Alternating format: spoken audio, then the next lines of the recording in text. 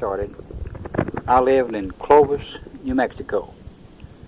And I had 2 children at that time. One of them was Vance, and one of them was Delvin. Wayne wasn't here yet. And I worked in a dry goods store, J.C. Penney Company. And the war started. The Japanese came over, and they bombed Pearl Harbor, and President Roosevelt declared war. We heard about it on the radio one Sunday morning, just before noon. They broadcast it on the radio. So when the war started, why then this country had to start preparing for war, and everybody, the defense factories making airplanes and tanks and jeeps and bombs and rifles and everything you use in a war, had to have a lot of people working for them that wasn't working for them before. So it got to the point that anyone that was my age, I was about 24 years old then, 23 years old then, anyone that was my age, if they didn't work in a factory making defense things, they usually had to go to war. So I got me went to a little school they had in Clovis, New Mexico, and learned how to be a sheet metal worker in an airplane factory. And then I went up to Wichita, Kansas, and I got a job in a Beech aircraft factory making airplanes. And I worked up there making airplanes, and I lived in El Dorado, Kansas, and that was 30 miles from where I worked, and made airplanes for a year and a half. Now, gasoline was rationed during that time, and tires, you couldn't get any tires for your car. And I had to go 30 miles back and forth from work, so we organized what they call carpools. Somebody that had a car would make a deal to haul 5 or 6 other people to work, and we'd all ride together.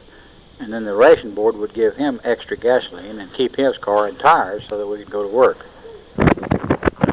So I worked there for a year and a half in this airplane factory. I went to work every morning at 7 o'clock, and I had to get to work 30 miles away and be there ready to go to work at 7 o'clock. And they had a speed limit then. You couldn't drive your car over 35 miles an hour. That was the speed limit. So I had to get up real early and ride to work, and then we got off work at 3:30 in the afternoon, which was pretty early, so that wasn't so bad. So anyway, after I'd been there a year and a half, the war was going pretty bad in Europe, and it was getting worse, and we were fighting the Germans, and the Russians were fighting the Germans, and the Germans were doing pretty good. So they got to where they needed more soldiers and more soldiers. And I was at the right age when they was drafting people, so they told me I was going to have to go to the Army anyway. So I moved my family, and my family was Vance and Delvin, as I told you, in Arbor Fay, back to Florida, Texas, because that was not too far from where her daddy lived, Mr. Jones, your great-grandpa Jones. And I went in the Army, and I was drafted in. And I went in at Fort Sill, Oklahoma, at Lawton. They put me on a bus in Florida, and they hauled a bunch of us over to Fort Sill. They furnished the bus and everything, and they inducted me in the Army. And the way they made a soldier out of me, they lined us all up, and they said, now, everybody repeat what we say. And they read off some stuff that said we agreed that we were going to be soldiers, and we had to take this, agree that we would be good soldiers. And then they said everybody that don't agree with this have to take one step backward. That meant that if you didn't want to go in the Army, you could take one step backward. But they had us up there against a brick wall, so we couldn't go backward, so we all had to be in the Army. And I was there 2 or 3 days, and the main thing I did at Fort Sill was to get my uniform. And I was about 36 inches around the waist at that time. I'd been working over at Wichita, Kansas, and eating pretty good and hadn't got a lot of exercise. Riveting was pretty easy work, making airplanes. You didn't have to lift anything heavy or do much walking around. So I was about 36 inches around the waist and weighed about 180 pounds, and that's the most I'd ever weighed in all my life.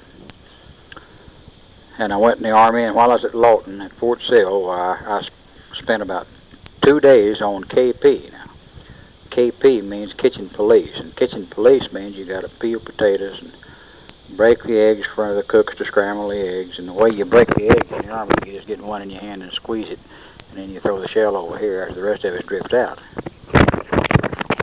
That's right. That's the way you do it.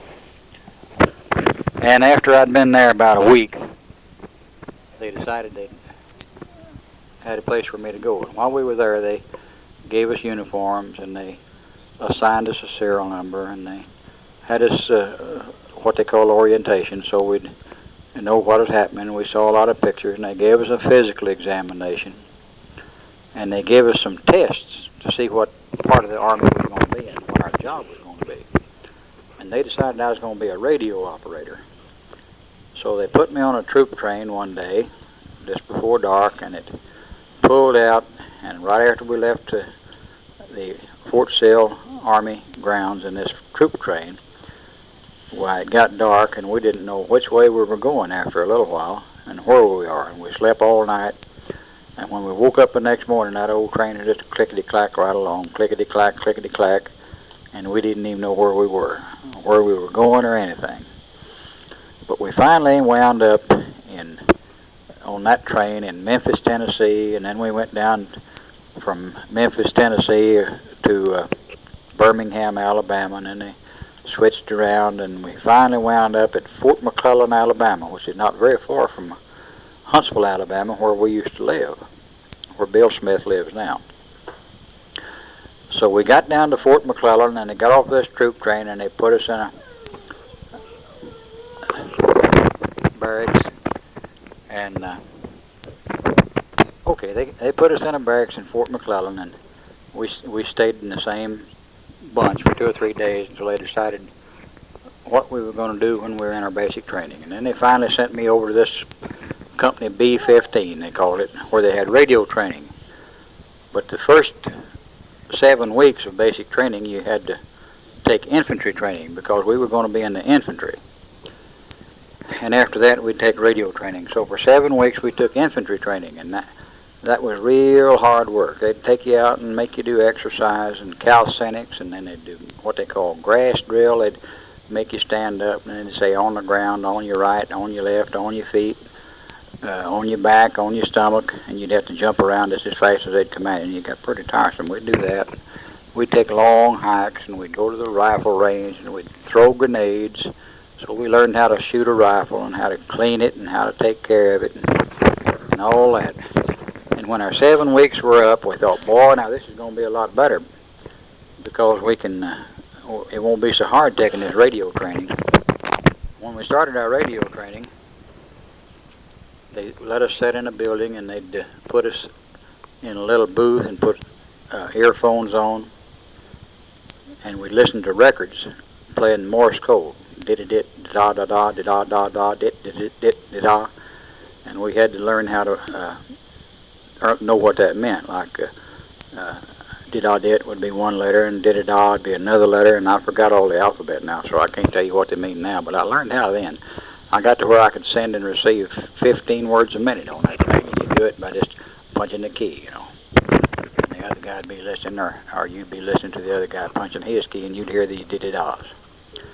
But anyway, after about 3 weeks of that, the war got pretty bad over in Europe, and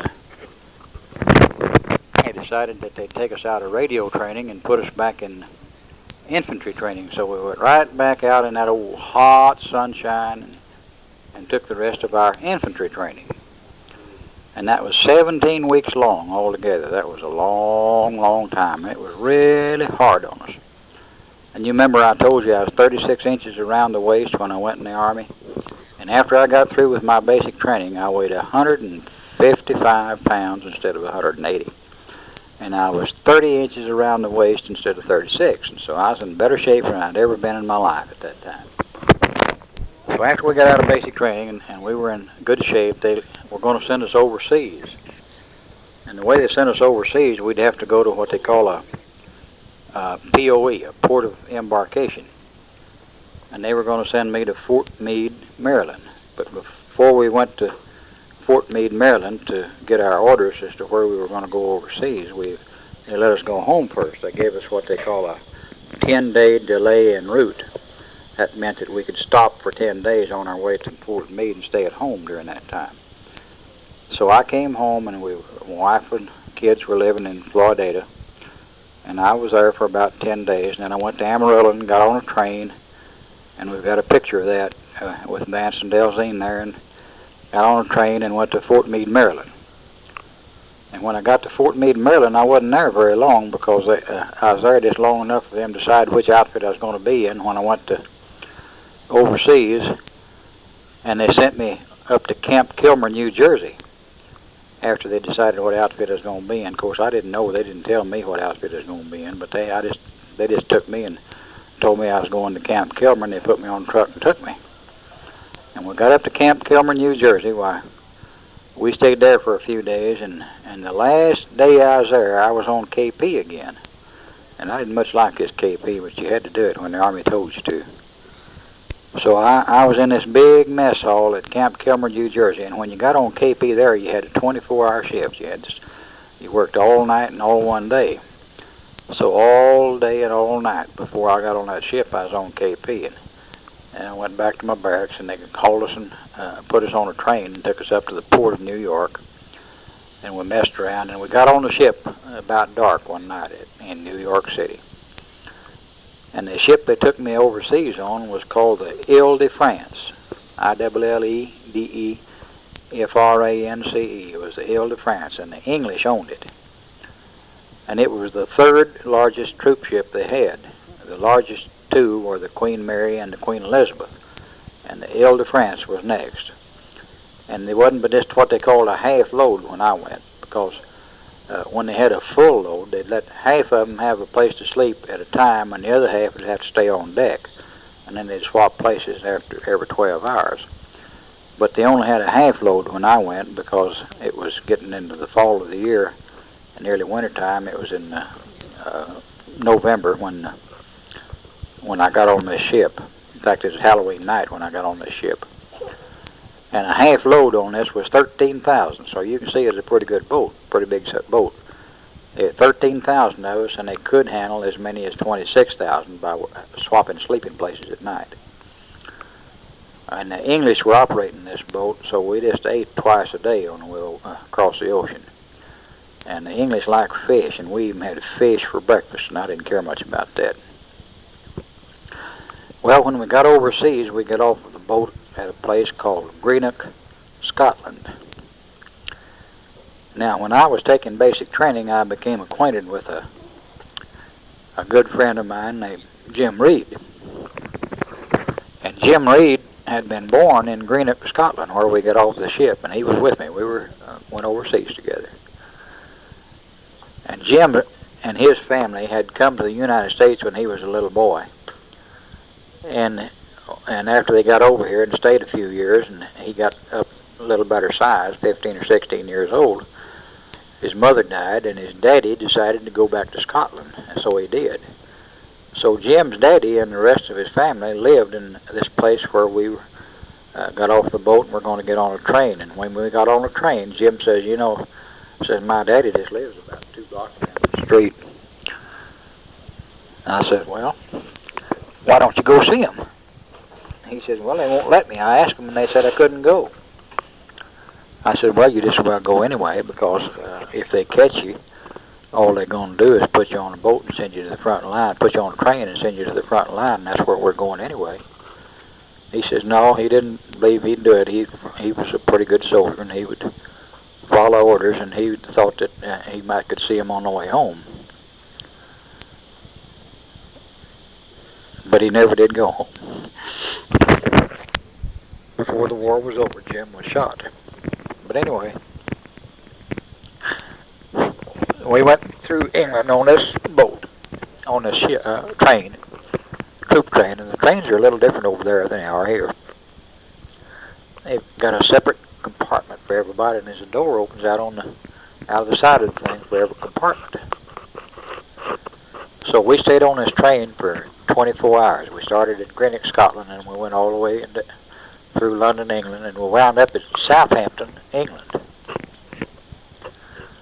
And when we got to Southampton, England, they put us on another ship. So I was just in England 24 hours, and I was on a train all that time. But in Southampton, England, they put us on another ship to cross the ocean, the English Channel, to go over to France. And I don't know what the name of this ship was, but it was another English ship.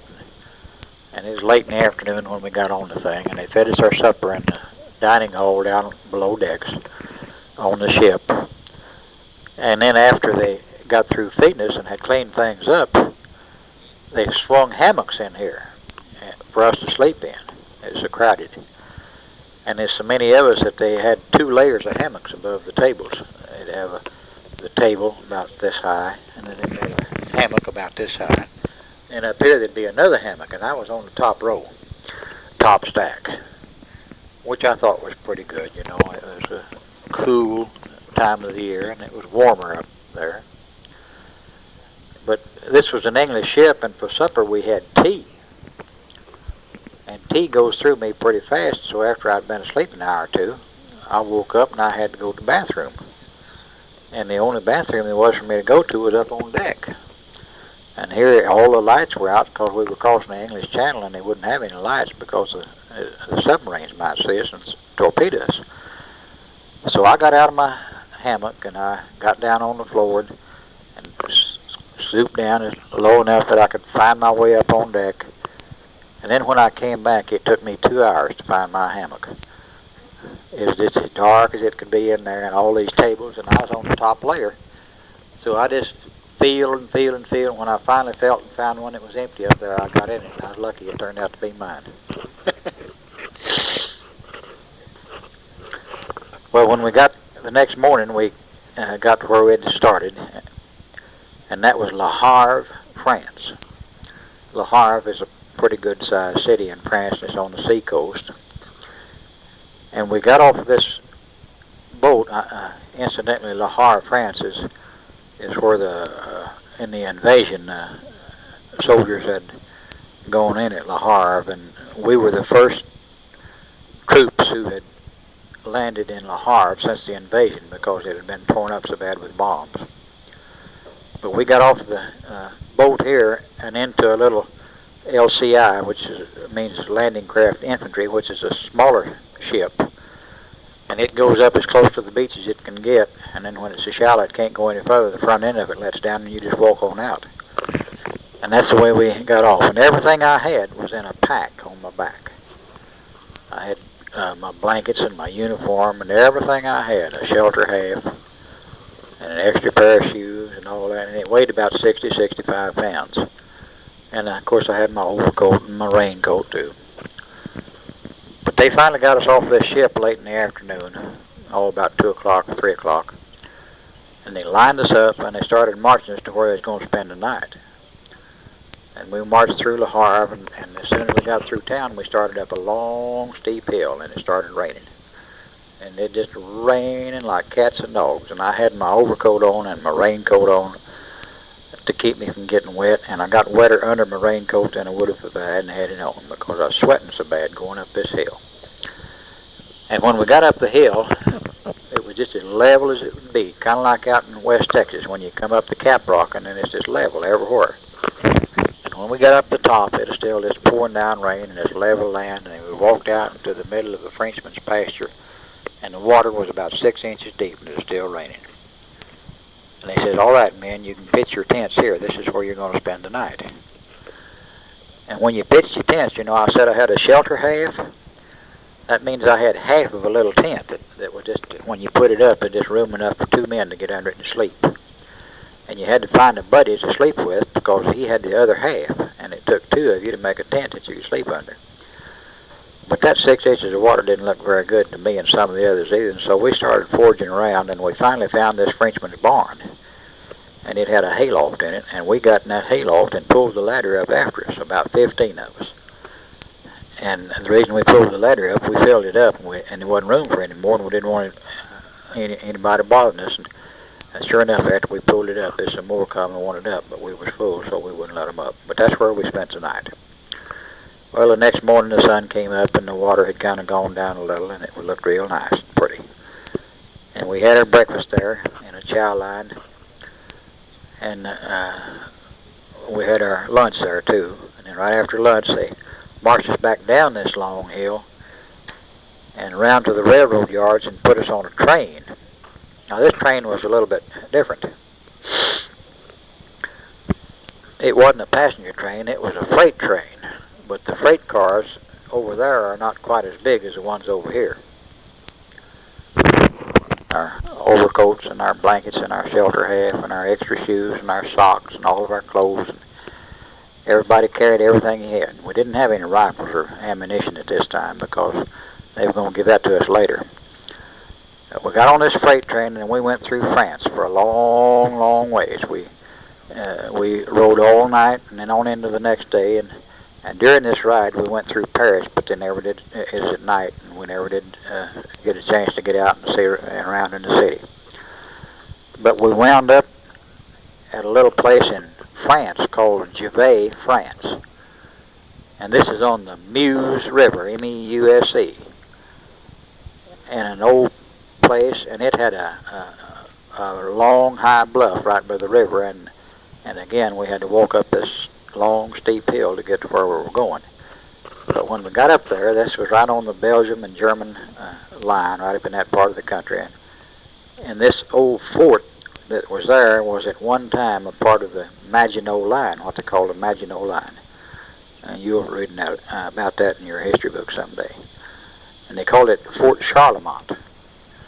And the Army had taken it over and had just started using it. I think we must have been the first months through there because we had to help them pitch the tents.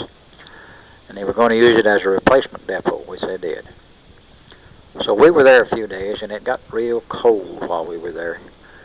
And we did get to go down in town a time or two to WWII, France. And I remember the main thing I remember about WWII, France, we went down one night and in a Frenchman's restaurant and got some good French fried potatoes.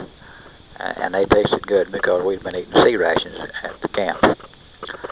But when they got ready to leave Fort Charlemont with us, they lined up a bunch of GI trucks, and oh, it was bitter cold by then. I took an army blanket and cut it half in two, and made me a kind of a shawl to go over my head, and I put my helmet and helmet liner over the top of that. And we got in these trucks, and we got in them at dark, and rode and rode and rode, and we finally come to a little town in Belgium called Malmedy, Belgium. And they took us to what, during peacetime, had been a paper mill. And we spent the first Thanksgiving Day that year. They had two Thanksgivings that year. Roosevelt had one, and the rest of the country had one. So the Army had two, at this old paper mill in Malmedy, Belgium. After we left there, we were there just a day or two. They took us into the town of Aachen, Germany, where there had been a German barracks for their soldiers. Real buildings made out of brick, two-story, but there wasn't anything in them. It had been stripped when we got there. But the Army was using this, the 104th Infantry Division was using this as the division headquarters. And by this time I had been assigned as an infantry soldier to the 104th Infantry Division. So we went into Aachen and were to be taken out to our different outfits from there. And Jim Reed and I were still together.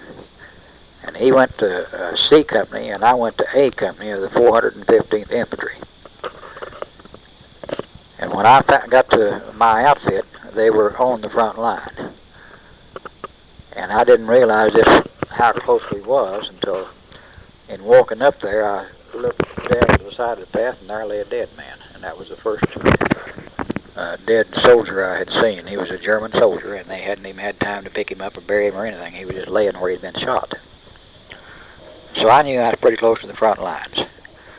And as soon as it got dark, they took me on out to an observation point where the guys were out in front of everybody else that was supposed to protect them and shoot anything that got in the way and keep them from surprising our people. But after we'd been there for a while that night, they decided they'd move us, and so they sent somebody else out to take our place, and we went back and started moving. So from then on for a few days, I was just in combat. We moved from one place to the other, and I never did fire my rifle all this time. I had a rifle by this time, But we just kept moving around and never did shoot it, my rifle. But we finally got to a place where we were going to. Our lieutenant, platoon leader, was kind of mixed up on things. He was one of these what they call 90-day wonders. He had officer training for 90 days, and he thought that made him smarter than anybody else. And he was a platoon leader, and he was just a young kid. But anyway, one night he read the map wrong, and the place where we were supposed to go, we wound up someplace else, about a half mile away, and I don't remember the name of that town. But I do remember that night, as we were going there, we crossed a turnip patch. Turnips or sugar beets, I'm not sure which it was, but they were both real large. And this was in the wintertime, and it was cold. But every time I'd step on one of these things, I'd think I'd hit a landmine. A landmine is something that if you step on, it'll blow you to pieces. And they had them all around there, and that's one thing you had to be real careful about. And every time you was walking through this field and you hit one of those, you'd think, well, maybe I've hit a mine. And then you stop and think, well, if I had, I wouldn't have known it by now because I'd already be gone. So we got mixed up, and before we got to any town that night, we wound up out of this field in kind of a pasture outfit with a ravine that sloped down to the creek and the crest of the hill back over here. And we looked and we saw some German soldiers marching in file right on the crest of this hill. Now, I don't know why they were doing that, because any soldier is supposed to know better than to walk on the crest of a hill, because you can see them too easy. So we stopped right there and dug us a foxhole. We didn't dig it too deep, but we dug it deep enough that we would have a little protection. And I was part of what they call the BAR team. That's Browning Automatic Rifle. And my buddy carried the rifle, and I carried the ammunition. And the ammunition was a lot heavier than the rifle. And besides that, I had to have my own M1 rifle with my ammunition, too. But anyway, about the time we got these foxhole dug, we could still see these Germans walking single file right on the crest of the hill. So they told us that, okay, the BR team can open fire. So my buddy had that BAR set up on a tripod, bipod deal, and I had my rifle, and we lined up some of these Germans in our sights, and I was just started squeezing the trigger when somebody said, hold your fire. And so that's as close as I ever came to firing my rifle in combat. But if they hadn't said what they did, when they did, I guess I would have killed that German, because I started squeezing my trigger. But anyway, it was fixing to get light this time, and these Germans went on, and they were afraid to, for us to shoot. The reason they told us not to shoot, they were afraid that the Germans would find out where we are and zero in on us with their tanks and their big guns. And by that time, they knew about where this town was. It was just a few hundred yards back over here where we were supposed to go. So these Germans got out of the way. We got out of our foxholes and started for this little town. And daylight came about that time before we got to the town. And I was walking along, and most of my equipment was fairly new, and I still had most of it, except I left all my extra stuff back at the company headquarters. But I had my raincoat and my shelter half with me. And you carried them folded up, and you put them under your cartridge belt so they just hang in the back. And I had my bayonet and my rifle and then all this ammunition, and I had 2 bandoliers around my shoulders that didn't have ammunition. It had some clean socks on one of them and a carton of cigarettes in the other, and I had 4 or 5 bandoliers of regular ammunition. The cartridge belt was full of ammunition, so it was pretty heavy. I had a pretty good load. And I was really tired walking across there, and I just felt like I couldn't go any faster. And about the time I slowed up, there's a machine gun started shooting at me, and the bullets came just pit, pit, pit right down in front of me and right by me. When a bullet goes by close to you, it sounds like a firecracker popping, and this may be the reason I don't like firecrackers to this day. Anyway, I started running pretty fast. I got rid of my raincoat. I believe my overcoat was back with the supply sergeant. Rid of about everything I had except my ammunition, my bayonet, my entrenching tool, and my rifle. They made it into this little town before any of us got shot. We stayed in this little town all day long and found out that where we were supposed to have been was about a mile away in another little town. But the name of it was Endon. So that night we went to Endon and found us a place to stay and had got ready for bed by about 10 o'clock that night. Well, about 10:30 they found the rest of our outfit, which was across a little creek in a big old warehouse, and they were going to take us across to join them. So we got back up out of bed and walked single file across this little bridge to this big warehouse. And we didn't know it then, but I guess the Germans was watching us all the time as we did that.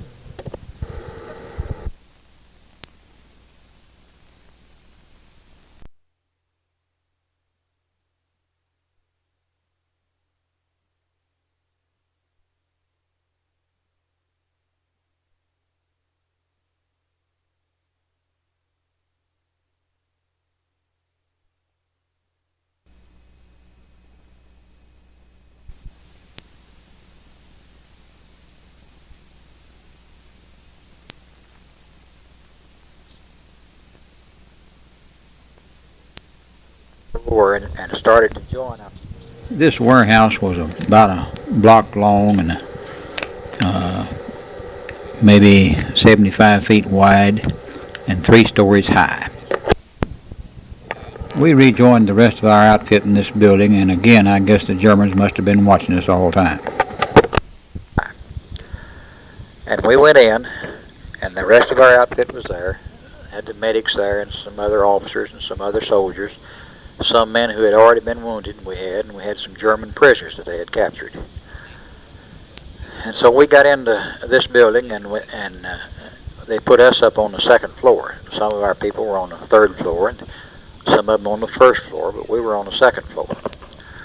And it had concrete floors in it, just like this. Even in the 2nd and 3rd floor still had a concrete floor, and brick walls and windows.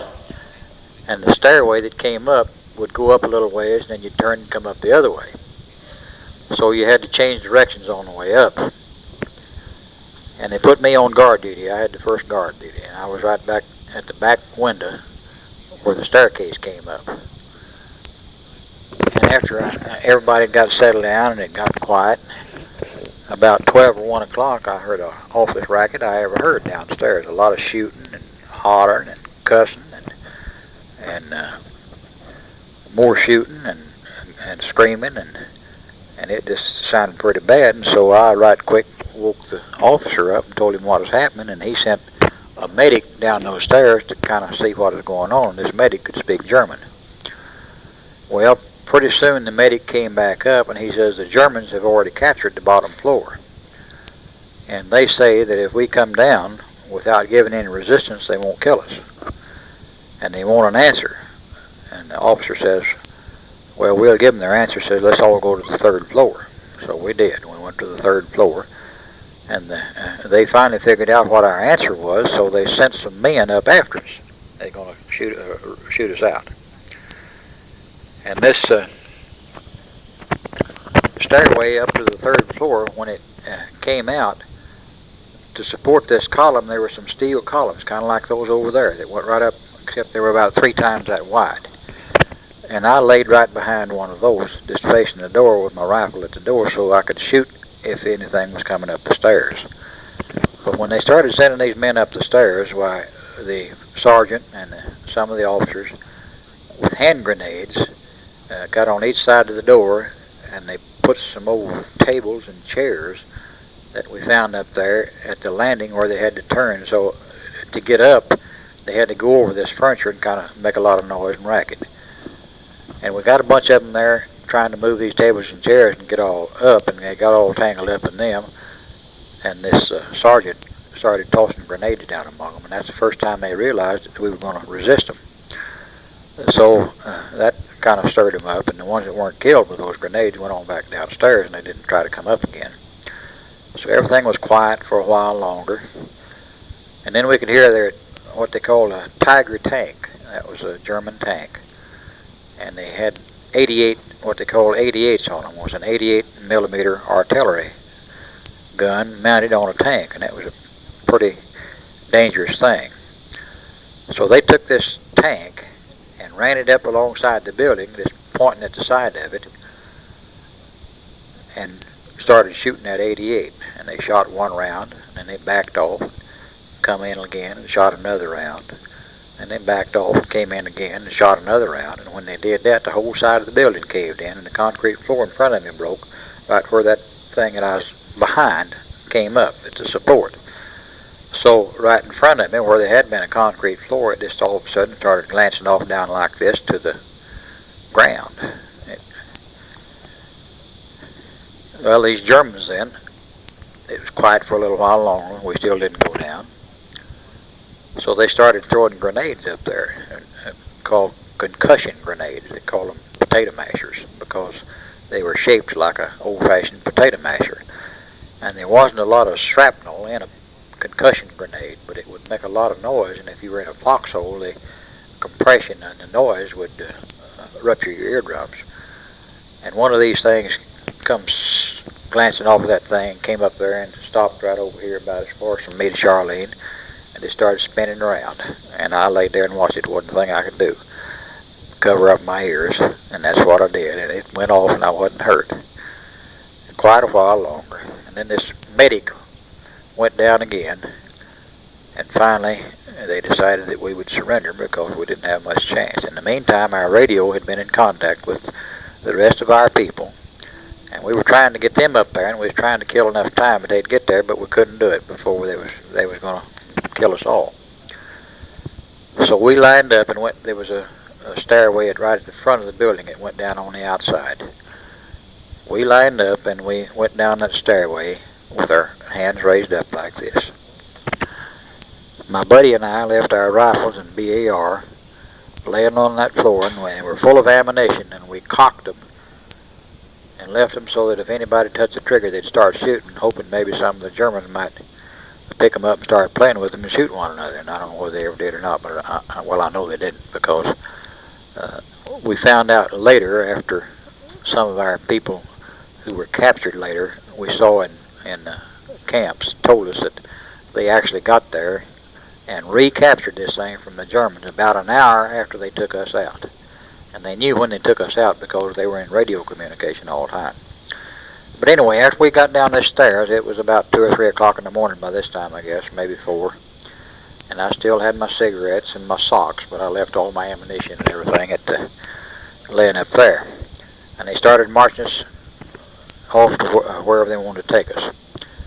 And we walked until about daylight, and they put us in a barn.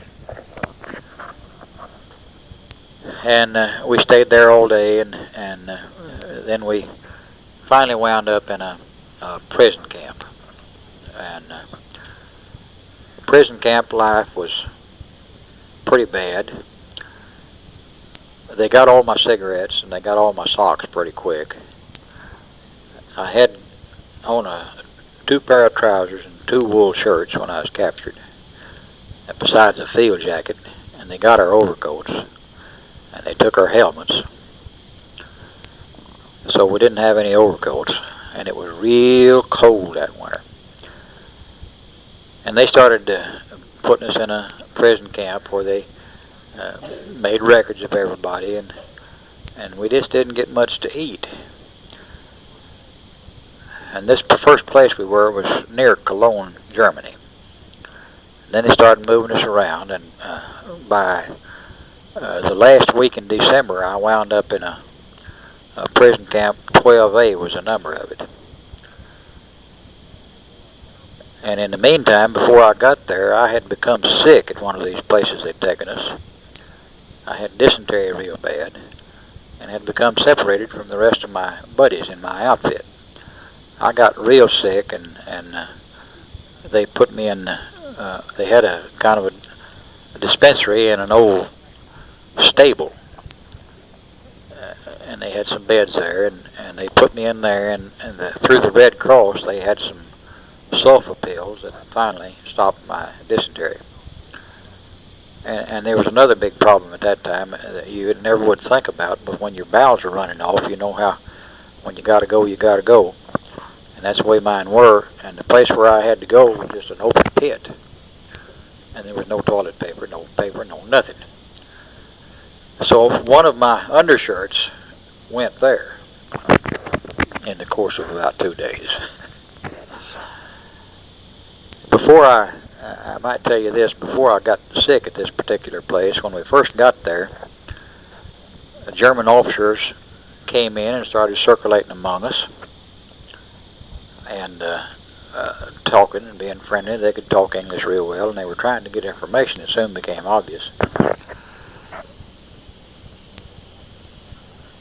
And the old boy standing right by me was talking to one of them and started telling him everything the guy wanted to know. He told him where he lived and what kind of work he did, and he just spilling his beans, not thinking about it, because the German guard had, the German officer had given him a cigarette and was being friendly. And I kind of punched the guy in the ribs, and he looked around, and I said, name, rank, and serial number, because that's all he was supposed to tell him. And it kind of brought him to his senses, and he quit talking so much, and this German guard, a German officer, told me right quick to get out of there and mind my own business, and so I did. But when after I started recovering from this sick spell, my outfit had gone on, and I had to be shipped with a new bunch when I left there. And the German guard had to take me to an officer to see what to do with me, and it turned out that it was this same officer that I had messed up when we first got there about a week before. And when we went into his room, they took me to his room. He looked me over, and he looked me over, and he says, haven't I seen you somewhere before? I said, no, sir, we'd never seen each other. I was afraid if you recognized me, it might get hard. And he never did quite figure out who I was, but he knew that he should know me because of my interrupting his conversation the time before. But when I left there, I went to a place called Lukenwald, I believe, and I was there the week before Christmas. This camp was located in between two railroad switch yards. There was a lot of railroad activity going on all the time, and this was a prime target for our bombers. And the night before Christmas Eve, the bombers came over right after we had been given something to eat. And I'll tell you a little later about what we ate. But these bombers came over. It was just fixing to get dark, kind of like it is now, except a little darker. The bombers came over and they missed the railroad yard, and some of their bombs started landing in our camp. And there was about 100 of us in this barracks where I was, and there was another barracks just about as far away as that tin building where they had a bunch of American officers. They kept the officers and the enlisted men separate. But when these bombs started falling, these German guards got real excited, and they thought, well, these prisoners will probably try to escape. So we had bombs falling in the camp, and we had German guards outside shooting through the windows so we wouldn't try to escape. So it got to be a pretty bad situation there for a little while. And I had just been given my rations for the next day. And all I could think of now, they're going to mess up this food. Glass flying everywhere. So they had bunks kind of like you have down here, 2-deckers. I got on the bottom bunk and I sat there and ate my food for the next day while this was going on, just so it wouldn't be wasted. There's another fella who wore pretty thick glasses and couldn't see much without them. And he got excited. It was just a big mess, everybody milling around in there. And he dropped his glasses on the floor, and before he could find them, somebody stepped on them. So that was a pretty sad thing for him, because he was just without glasses until he was released. But these bombs didn't hit our barracks, although several of our windows were broken out and some of the plaster fell. They were so close. But they did hit the barracks that the officers were in and killed 65 of them. So the Germans came down. By this time it was dark. By 10 o'clock that night, or 11, they came down and got a bunch of prisoners to go and pick up the pieces of the officers and try to find their ID tags and any personal things they had. So we spent the rest of the night doing this. The next day was Christmas Eve, so this happened the day before Christmas Eve in 1944. The next day, they took a group of us out to dig a grave for these men. And the grave was to be 7 feet deep, 6 feet wide, and about 20 feet long. And we started digging, but you couldn't hardly dig because the ground was not only wet, but it was frozen solid as far as we ever got. We never did get 7 feet deep. Because after we'd worked all day and came back in that night, they were loading us on a freight train to take us somewhere else. They gave us a pack of cigarettes apiece and a loaf of bread for 3 men apiece for this train ride. And it turned out that we were on this train locked up in a boxcar for 3 days and 3 nights. Couldn't get out, but we got out one time. The sanitation facilities were nil. A lot of the guys were still having dysentery and problems. In a boxcar with cracks in the floor and in the wall, sometimes that thick, bitter cold. We had cigarettes, and after the first 3 hours, we ran out of matches and no way to light them. And that's kind of frustrating if you want to smoke and you got some cigarettes and you can't get it lit. We were so crowded in here that some of us had to stand up all the time. In order to get our feet warm, at one time, me and 2 others worked out me and 1 other worked out an arrangement whereby I would sit here, spread the eagle my feet out. He would sit there facing me. He would tuck my feet under his field jacket. I would tuck his under mine, and we'd try to warm each other's feet this way. It didn't work too well. My feet froze on this trip, and for many years after I was released, I had trouble with them. I don't have much anymore. It was on this trip that I saw things. I began seeing things that I knew weren't there, but I could still see them as plain as I can see you. One of the things, I was standing there, and it was just pitch dark in here, and we were crowded, but I could see a pile of dog tags down here. Dog tags were identification. I thought I could see a pile of dog tags, and I knew they weren't there, and I knew I was seeing things, but I could still see it just as plain as if it was there. And it became so plain that I started leaning over because I was going to try to see if I could find my name on a set of them. I thought maybe somebody was trying to tell me something. But I never could read any names. I kept leaning over, and in the process, I jostled some other guys, and we nearly had a fight over that.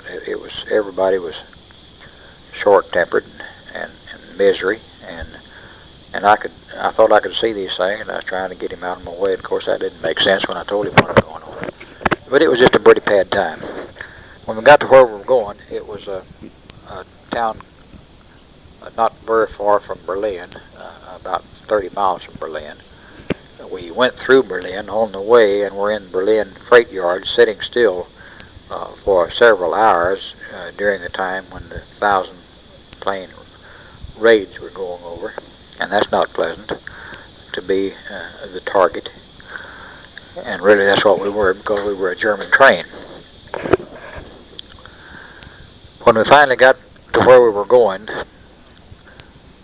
they took us through a delousing. Most of us were lousy by this time. We had body lice. We did not have an opportunity to bathe, shave, or get a haircut. By this time we had been prisoners for a month. And a month's a long time. You can get pretty filthy and dirty and lousy in that time. But in delousing us, they gave us a relatively warm shower. When I say warm, I mean it didn't have icicles in the water.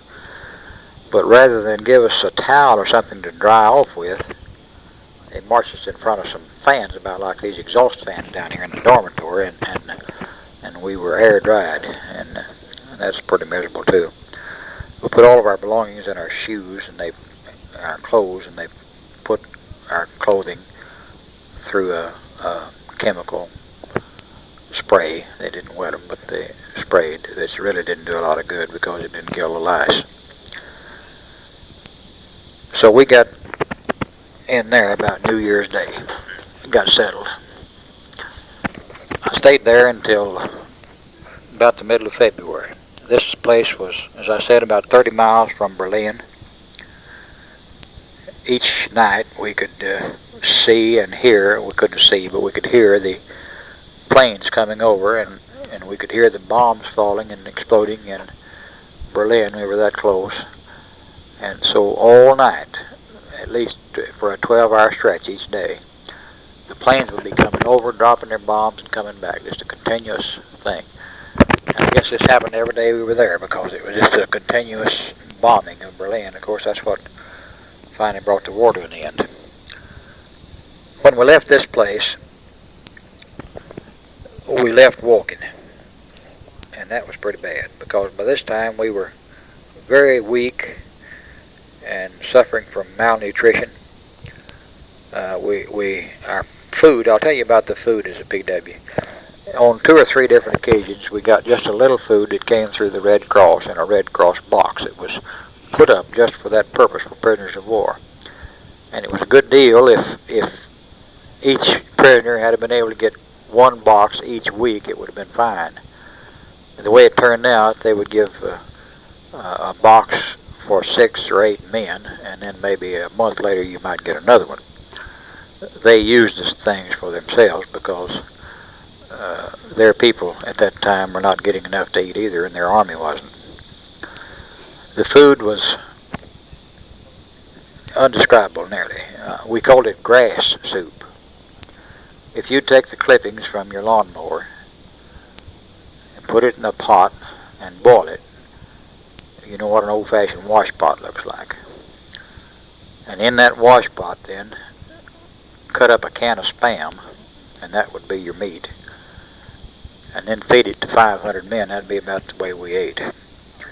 We got some of this German bread, which is pretty heavy. We accused them of putting sawdust in it, but I don't really think they did. It was nearly that heavy. And we'd get 1 loaf of bread to 6 men, last us 2 or 3 days maybe. And we worked out a rather unique system of dividing the bread. Of course, everybody wanted to cut it if he could get first choice. So we worked out a deal where the man that divided it into the 6 pieces for the 6 men got the last choice. He took what was left.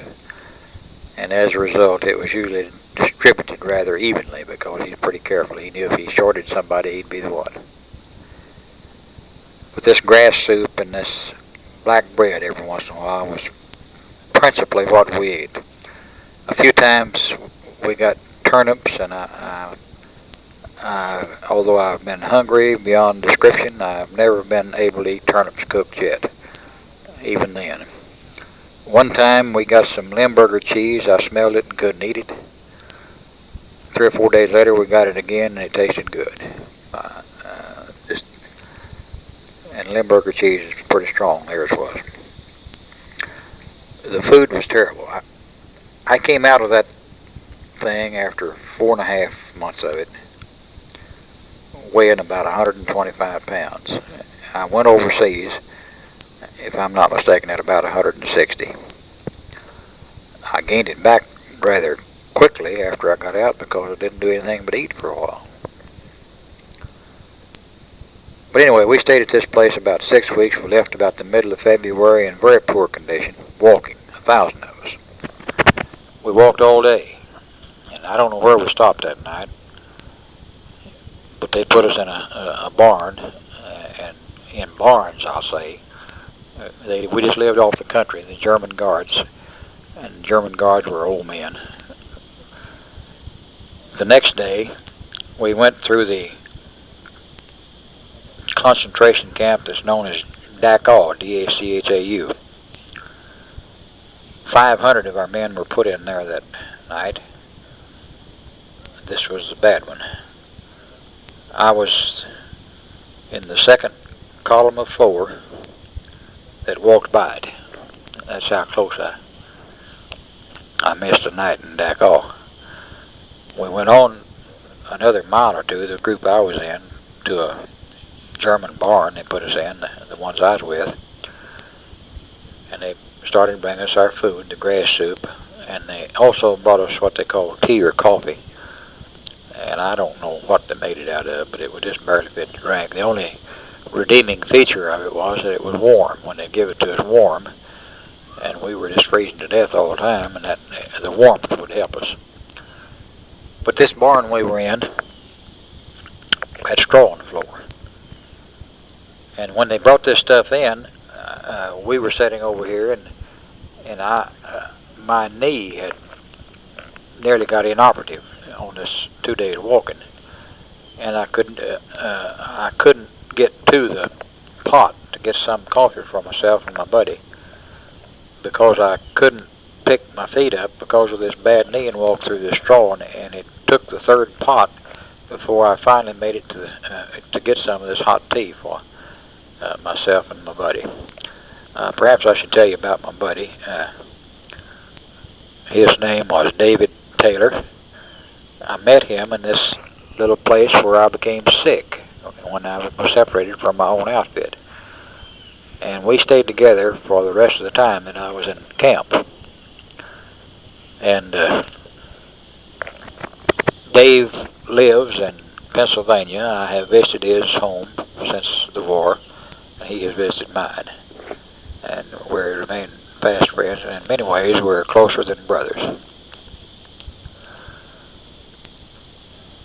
Well, anyway, when we got through walking, we got to a place called Alton Grabo, and it was just another prison camp.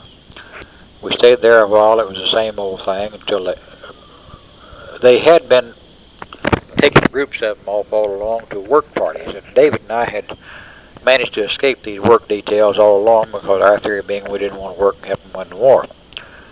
But we had no choice this time. They did take us on a work detail,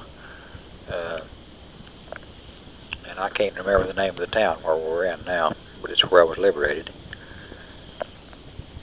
But they took us on a work detail to repair a railroad yard that was bombed out about every day or two, and we'd have to repair it.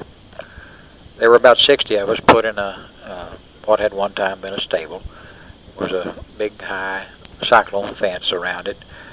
The next door here, there was a family living who had a little boy about the size of the little boy I'd left home, and he would stand at that fence and kind of try to be kind to us at times. But we had to get out and work each day on this railroad. We were there about 6 weeks. Anyway, when President Roosevelt died, was April the 12th, I believe. And we were liberated April the 13th, the next day. We had knowledge of the president's death the day it happened through radio that some of the fellows had rigged. The last few days before we were liberated, the town we were in was an open city. It was a hospital town where they brought their sick. It wasn't fought for. It didn't get messed up and bombed up, and when the Germans found that they were going to lose it, they didn't want to fight for it. They just kind of abandoned it, and so all that were left was us, in the way of military, were us and some of our guards. So for 2 or 3 days we had the run of the town before the guys ever got there, actually. I never will forget when the tanks finally rolled in, one of the guards they lived just across a railroad track, and they'd go down to the street and make a U-turn and come back to their barracks. They'd walk down the street and cross the railroad tracks. This guard was a relatively old man, and he had been down where we were. He still carried his rifle for appearance sake, but that is about all.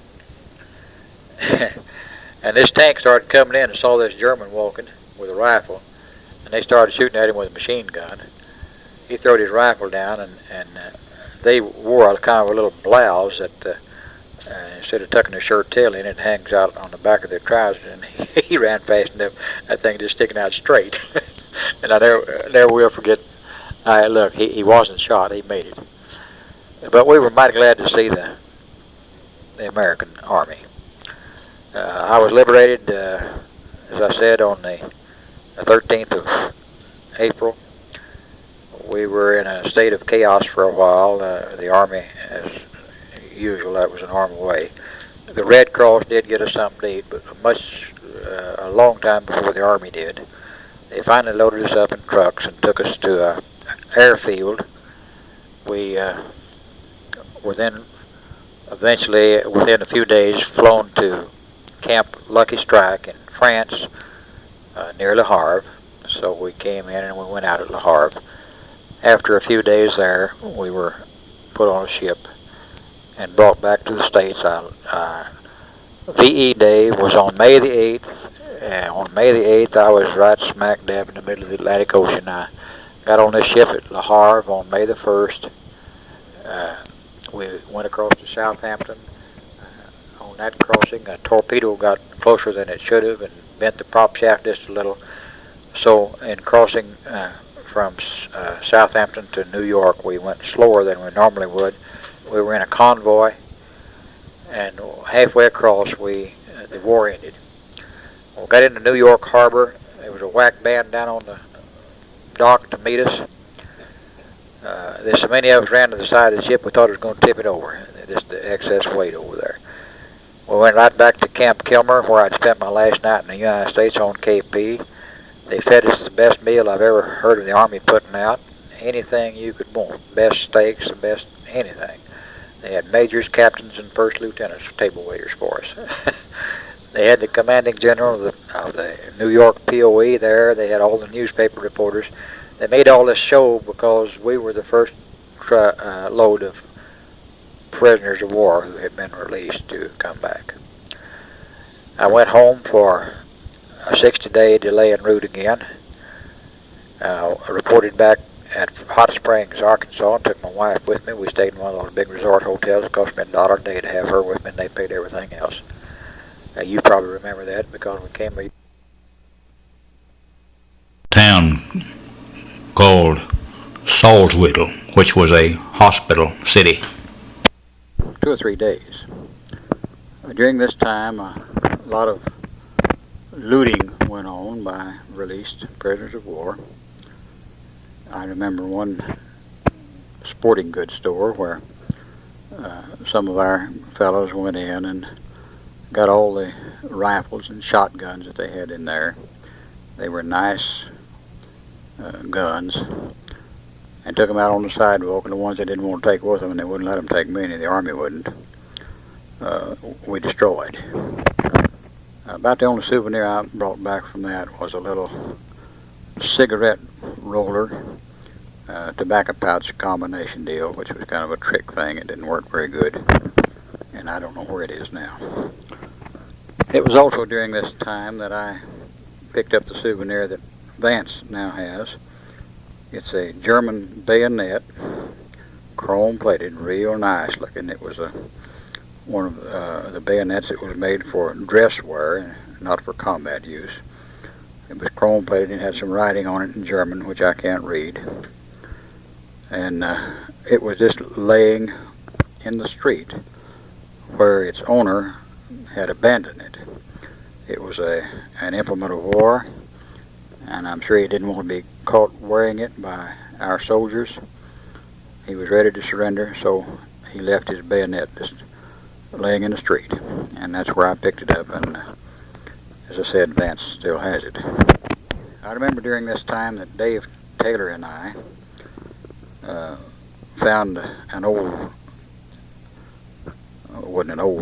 a hotel in the town, and several of the GIs had found the wine cellar of this hotel, which had a lot of wine and cognac and brandy in it. And we went down there, and I don't know yet why everyone wasn't blown up by the explosion, because the place in the cellar was full of GIs. The thing was full of casks and barrels of wine and brandy, as well as bottles. Many of them were drinking brandy and whiskey, and the fumes were pretty heavy. And they were using cigarette lighters and matches to find their way around.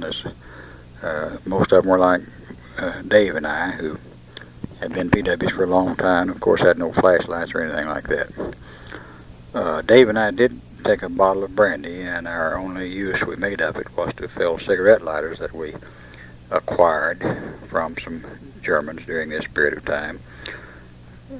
with the brandy as lighter fluid, and it was strong enough stuff that it worked real well as lighter fluid.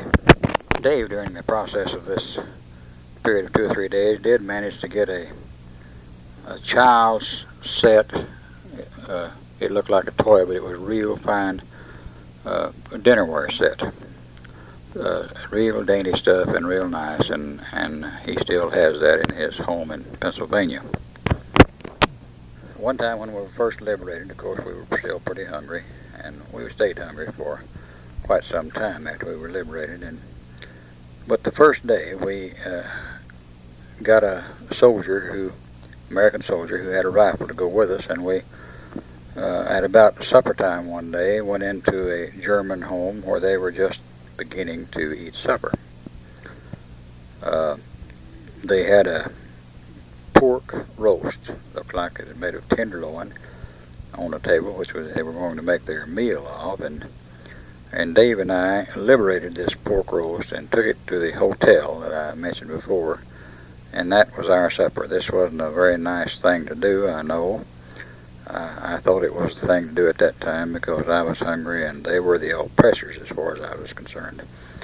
I believe at this stage of my life, if I had it to do over, I don't believe I would have done it. I don't think it was right, but anyway I did. I think I might tell about one time during my prisoner of war days that resulted in a disability that I still have. When we were moved down to this town of Alton Gravel on the work detail, we were assigned to rebuilding the railroad track each day of the damage that the bombers had done the night before. One day our job was to shovel sand from a coal car. It looked like a coal car in the United States. It's a car that has sideboards and it's open on top, and it was full of sand. And there were a group of us PWs in there supposed to be unlading this sand. And as you would do in about any job like this, we took turns using the shovels, and half of us would shovel while the other half rested. It was my turn to rest. And I was sitting on the side of this coal car with my feet inside the car on the sand that we were working on, when I felt someone tap me on the back from behind, and I looked around, and there was a German SS trooper there who was at the depot of the train station because of the fact that he was on a troop train that was going through town that day. And they had stopped at this station because this was a roundhouse or a place where they changed crews. Anyway, I looked down, and this German SS trooper with a smart look on his face and a scowl said, Arbeit, which means go to work, go to work. And I, who am famous and noted for being a guy that says the wrong thing at the wrong time, immediately came back with a quick, sharp answer. I says, Nix Essen, nix Arbeit. That means I'm not getting anything to eat and I'm not going to work. And I turned around and ignored him. And the next thing I knew, I had found that I was struck hard in the small of the back with such force that it knocked me off of the sideboard and into the floor of the coal car where my feet had been standing. I got up and looked around, and I was looking right down the barrel of his pistol. And needless to say, I secured a shovel and went to work. This didn't hurt me so much at that time, but from that time on I had little backaches, and after I was out of the Army it continued to get worse, and it got to such a point that I had to go to the Veterans Hospital in Amarillo about it at one time. They made x-rays and found that I had a cracked vertebrae and that I would have permanent disability and that I would have this problem for the rest of my life. So they started paying me a disability compensation for it. It's 10% to start with. Years later, in 1959, this same thing resulted in a back operation, a double spinal fusion, in which they grafted bone from my hip between 3 of my vertebrae, which made a solid joint. And since that time, I've had not near as much back trouble. I never did learn much German, much of the German language, except the words that you learned of necessity. For instance, Achtung meant attention.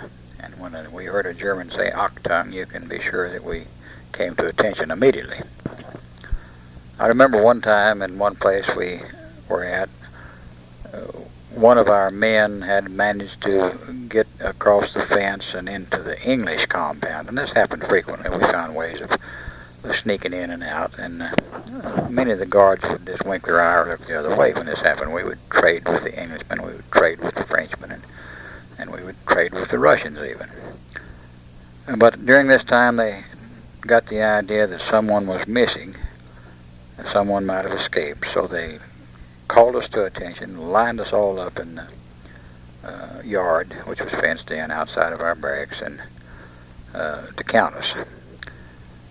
And they counted and counted and counted, and they counted us, and they counted the English, and they finally figured out that the man that we were short was the one that was long in the English compound.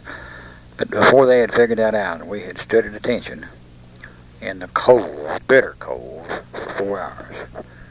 Things like this were very demoralizing and very hard on us physically because we were not getting enough to eat.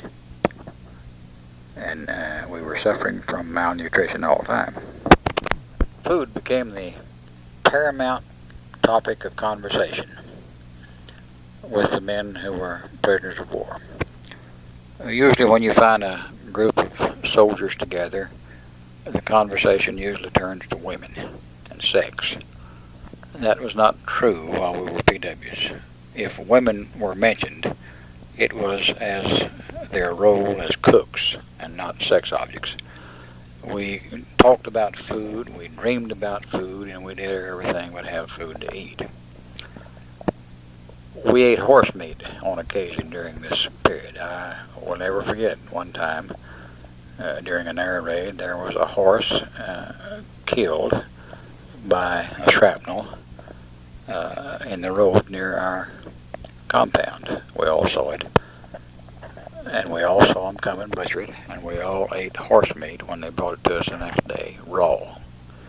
And if you have never tried it, my recommendation would be to go without anything to eat, or just starve yourself to death for a month or so, and then you'll find that it's pretty good. It's palatable anyway.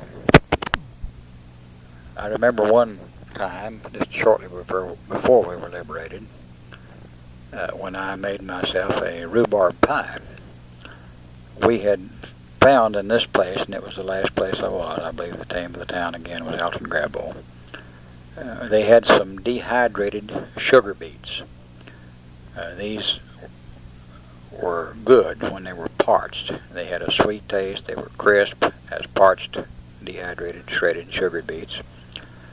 And we found a pretty good supply of them, and we would liberate about what we wanted each day as we were out on a work detail, and the Germans didn't object to it. They helped themselves too. But about the time we were liberated, I got a hold of some of this dehydrated sugar beet, boiled it and boiled it and boiled it until I made a sweet syrup. I got a hold of some German bread. I saved my ration of this old black bread up, and I had a little of that to crumble up in it, and I had some rhubarb that I had liberated from a German's garden near their compost heap. And rhubarb was just coming out in the spring from the roots.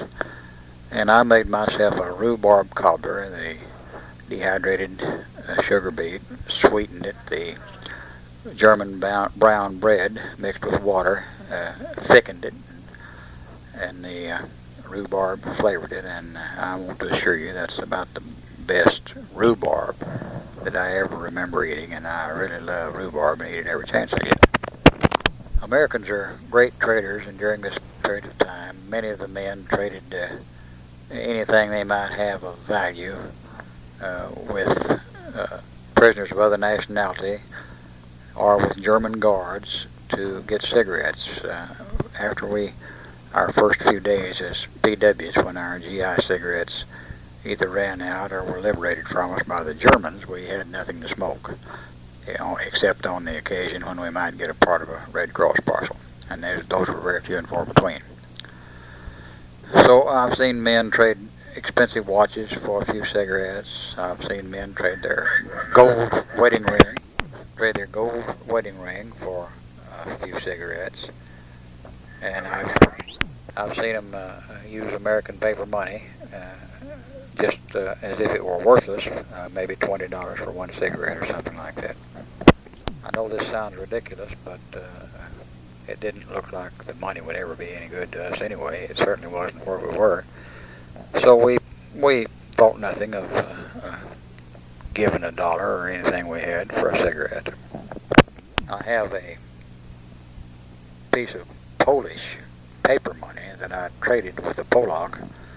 I traded a $1 bill for, and I don't know what this is worth in his money, but I value this piece of paper money very highly, and I have still at the present time several German coins, and some of them are made of very cheap alloys of aluminum and other metals that rust and deteriorate pretty rapidly. They're very poor quality. I remember one time seeing a German civilian, and we had some German money that had been given to us. Actually, the Germans lined us up one time for payday. The Geneva Convention calls for prisoners of war to be paid, and they decided they'd pay us, and they gave us some of their German paper money, and we saw a German civilian in the course of our work detail one day, and I showed him this folding money from Germany, and made motions like I wanted to buy something. He looked at it and turned up his nose and said, "Scheissen paper, Scheissen paper." And that's about how much regard they had for their own money at that time. I'm sure that's the reason they were so free about giving it to us as pay. This is my story of World War II, so now we get back to the time I was back to the States and at home. And Aubrey and I had gone to Hot Springs, Arkansas as a guest of the Army. After a couple of weeks there, she returned home to Floydada, and I was sent to Fort Leonard Wood, Missouri. I was stationed at Fort Leonard Wood, which was a replacement depot. I'd gone there to get orders to whatever duty I might be assigned after that. And I was there at VJ Day when the war ended in Japan. This, of course, was a very happy occasion for all of us. My cousin Alan Hatchett was in a hospital in Springfield, Missouri at this time, and I went down to Springfield and looked for him a time or two, but never did locate him. The reason I couldn't find him, although he was there with the hospital detachment as a patient, he was an outpatient. They were allowing him to live with his wife at home. His wife was Joanne. And so when I went to the hospital to find him, all I could get was an address, and I didn't know anything about the town, had no car, so I never did get to try to find his house. Alan was very badly wounded. He was an infantry soldier in the 36th Division, and I believe it was in Africa that the left side of his head was blown off, got part of his skull, and left his brains just hanging out by a membrane, and his left eye is shot away. He has a skin graft over his eye socket and a steel plate in his head, and wears an eye patch, but still is in relatively good health to this time. This is July of 1977 when I'm making this tape, and it hasn't been too long back since I've seen Alan. He still is getting along pretty good. From Fort Leonard Wood, I was sent to Camp Bowie at Brownwood, Texas, as a military policeman.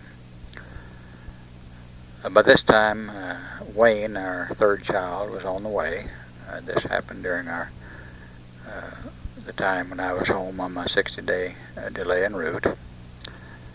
And while I was at Brownwood, I started having trouble with the injuries from my prisoner of war experience. For one thing, it seems had developed kidney stones, and one of them got lodged between my kidney and my bladder, and it's one of the most painful things that can happen to you. And I was taken to the hospital in pain, and they gave me some anesthetic and relieved it, but I was hospitalized for 2 or 3 weeks and have had trouble since then. In 1961, I had to have an operation to have a stone removed.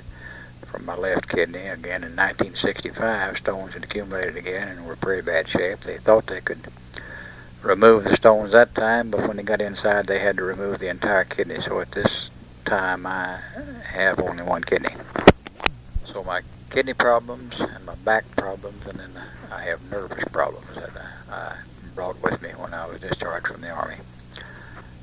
I stayed at Camp WWII until November the 4th, at which time I had enough points to receive a discharge, and I was back out of the hospital and back on duty by this time. And I received my discharge on November the 4th, 1945. It was indeed a happy day for me, because the main thing I had wanted and worked for and looked forward to since entering the Army was the day I'd get out. When I left Florida to go to Fort Sill to be inducted in the Army, there was a fellow named Ben Galloway who lived in Florida, about 2 blocks east of us on the same street. Rode the bus with me, and we were inducted together. We took basic training at different places, but we were home on the delay en route before we went overseas at the same time. And then, lo and behold, we both wound up at Camp Kilmer at the same time and on the same troop ship. I never did see Ben after that, after we got off that troop ship and went to Fort Shalimar. We were separated at that place. But by coincidence, we were discharged the same day and got back to Florida about the same time. Ben, in the course of the war, was slightly wounded and had to spend a little time in a hospital in England. So he qualified for the Purple Heart.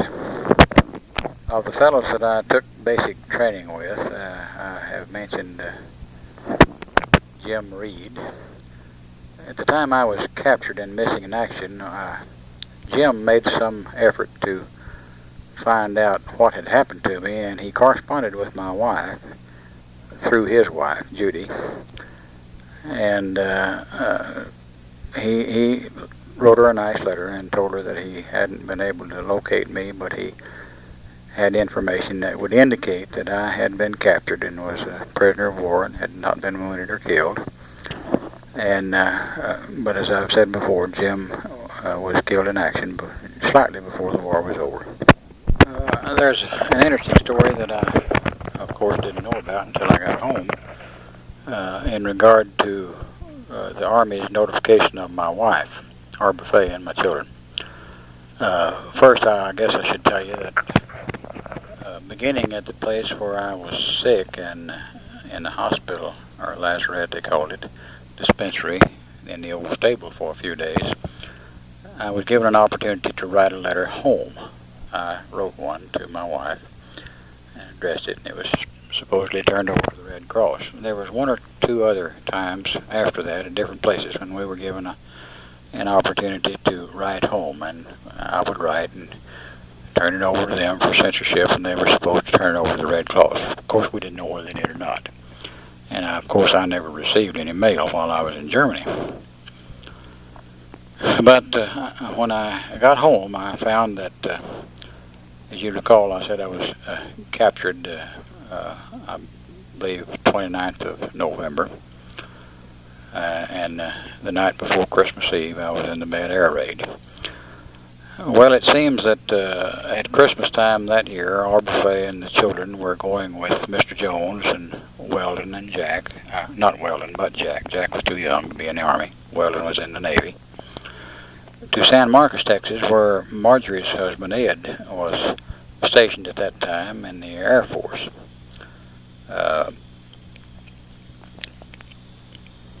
They, just prior to making this trip, our buffet had been notified by the Department of the Army that I was missing in action, that they didn't know what my actual status might be.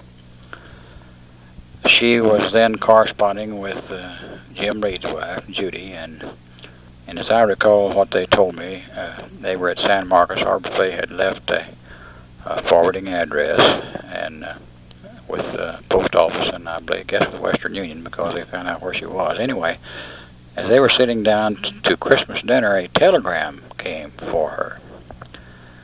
Well, some of her relatives, I don't know whether it was Jack or Mr. Jones or Margie or Ed or who, got the telegram without her having known that it had come, and they decided among themselves that they wouldn't let her have it until after dinner because they didn't want to spoil her Christmas dinner not knowing what it might say. So they had Christmas dinner with Autobiography and Vance and Delvin, enjoying the meal, I guess, as much as they could under the circumstances, but with Mr. Jones and his wife, Neoma, and Jack and Marjorie and Ed, with the knowledge that there was a telegram that certainly would contain news of me because otherwise no telegram would have found her in San Marcos. But it turned out after lunch, after Christmas dinner, when they gave her the telegram and she opened it, it was a telegram from Jim Reed's wife, Judy, which merely stated that we have no further news at this time. And so, although they had a bad scare and a bad time, why, it wasn't bad news after all. It was quite interesting for me after I got home to be able to read letters from many friends and relatives who had written Autobiography on the assumption that I had been killed in action. It's quite an eye-opener to read what people say about you after they think you're dead, but I was able to do that in a few cases, not too many. I might say that in all this time, Autobiography had not given up. She still considered me as being alive, and it's kind of funny at how slowly the Army worked. These first letters that I had written her arrived in Florida at about the time I was liberated. In fact, if I'm not mistaken, it was on the same day. And Autobiography had gone from Florida to Lubbock to visit her mother at the time they came. Well, there was a fellow in his post office who knew the Jones family rather well, and he found out that Autobiography wasn't home that day, and he saw that this was a letter from a prison camp, and knew it had to be from me, and he knew it had to be good news, so he immediately then got in touch with Mr. Jones at the farm. He didn't have a telephone, so he had to go out and see him. She wasn't there, but he got her mother's address in Lubbock, so the letter, I think, was transmitted by telephone up to Lubbock some way, but that's the way the news came. So actually, the day I was liberated, she heard from me, before she had from the Department of the Army, that I was a prisoner of war rather than being dead. If I'm not mistaken, it's my understanding that she finally got the telegram from the Department of the Army that I had been released from prison camp the same day that she got a letter that I had written her at the first opportunity I had to write after I was liberated. I believe she got it first, and he got a telegram from the War Department next, later that day. And I also believe, I may be wrong about this, but it seems to me the way they told the story to me, that this came on about the time that I landed in New York, and I called home and talked to Autobiography within at least a day or two of the time that she had received this information that I had been liberated. So things happened pretty fast in the Smith family along about that time, and all the news right then was good news. When I left home to go overseas, I had decided that I would not shave my mustache off until I got home, and I didn't. When Autobiography and the kids met me in Clovis, New Mexico, I came there on bus from El Paso. My folks lived in Muleshoe at that time. I still had my mustache, and I didn't shave it off until I got back to Florida at 629 West Jackson and shaved it off in my own bathroom where I had shaved it the last time it had been shaved. I think I've already said that I was discharged on November the 4th and my Army career was over. I might state it that at this time I am still considered at this time 100% disabled by the Veterans Administration. I received disability compensation for this, and I must say emphatically that The Army and the Veterans Administration have been good to me, and I especially want to commend again the Red Cross, who was very good to me and whom I have found to be very efficient and very, very helpful. They seem to fill a need that no one else has been able to fill in this country. I'm going to sign off now, and this will be the last part of the tape on my war experiences, unless I should happen to think of something else that I need to add later on. This is Delvin F. Smith. The date right now is Friday, the 22nd day of July, 1977. The sides 1 and 2 were made yesterday, the 20th, and this side 3 is being finished on the 21st. I might add that those Christmas cards I bought in France and sent home were received and kept, and they have now been decoupaged and mounted on planks of wood with the Christmas card on one side and the envelope on the other side. One for Buffet, one for Vance, and one for Delvin. Wayne would have had one, but he hadn't arrived on the scene at that time. He did arrive shortly, within a few months of my discharge, and at the time he was born, I was operating a service station in Idlewild, Texas, in partnership with my father. The rest of the story of my life will be on other tapes if I live long enough to put it there. Since there's a little bit of room left on this side of the tape, I'll try to fill a little of it up. Friday the 13th is kind of a funny date. I left home to go overseas on Friday the 13th, got on a train in Amarillo. I was liberated, if I remember right, on Friday, April 13th. And so Friday the 13th, although it hadn't been good, it hadn't been so bad either. I guess it wasn't good when I started overseas, but it was certainly good when I was liberated. So Friday the 13th kind of bounced itself off there.